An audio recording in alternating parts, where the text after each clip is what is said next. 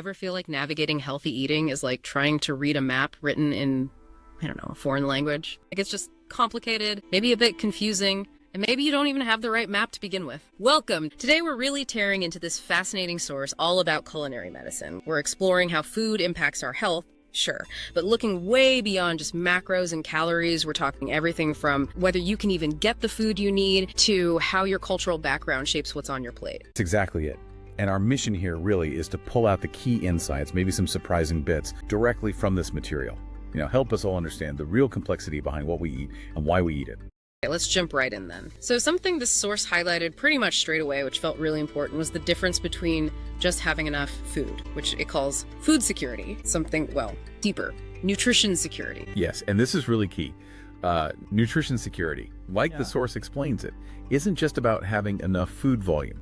It's about having consistent access, availability, and crucially, affordability of foods that specifically promote well-being and help prevent disease. It mentions this is particularly critical when we think about communities managing chronic conditions, and it really emphasizes using equity-sensitive approaches, understanding that everyone's starting from a different place. Right, so it's not just about like filling the belly, it's about reliably fueling actual health.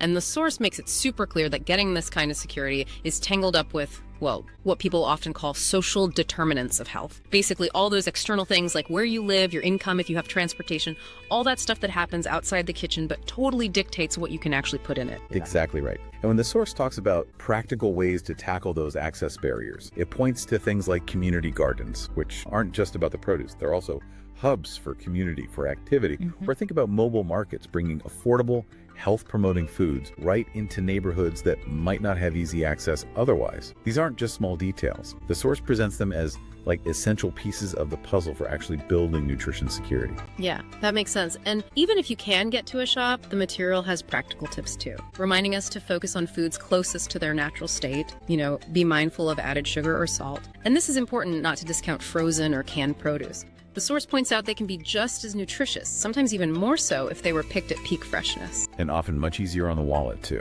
And building on that idea of how our environment and resources shape choices, the source then kind of pivots to something really personal, our individual relationship with food. It frames this relationship as holding like a unique story for each of us, woven from family meals, cultural traditions. What I found fascinating here was how it talks about food not just being fuel, but also, nourishing the soul, creating connection. But then it highlights how this positive relationship can get seriously disrupted by stress, by lack of access, circling back to that security issue again, or even just feeling judged by diet culture, especially maybe if the most accessible food for you is convenience stuff. Absolutely.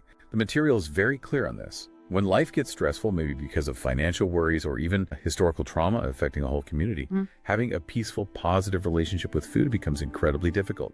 It actually suggests that reconnecting with cultural foods can offer this powerful sense of permission and pleasure, especially if those traditional foods have been unfairly labeled as unhealthy somewhere along the line.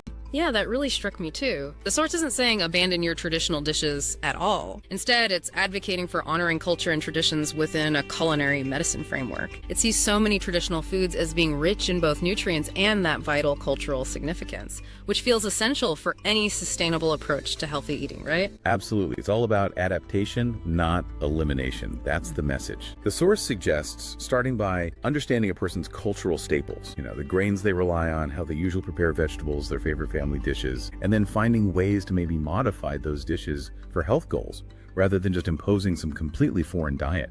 Just reassuring someone that their heritage isn't on the chopping block. That's a huge step towards building trust and making changes that actually last. Okay, so wrapping this up, what does all this really mean for you listening? This deep dive into culinary medicine, well, it shows us that food choices are just way more than a simple biological equation. They're profoundly shaped by your environment, your resources, your personal history. Yeah. And understanding concepts like the difference between food and nutrition security, or how social factors limit access, or just the deep value of cultural staples that's really just as foundational to health as knowing about protein or carbs. The goal isn't really about following rigid generic rules. It's more about making informed choices within your reality. Building a sustainable, healthy relationship with food that actually respects your background and what's realistically available to you. So maybe the thing to really think about is this. Considering how deeply our own food stories are tied to who we are, our memories, our identity, how might truly understanding that connection fundamentally change the way we approach making healthier choices for ourselves? That's definitely something to chew on.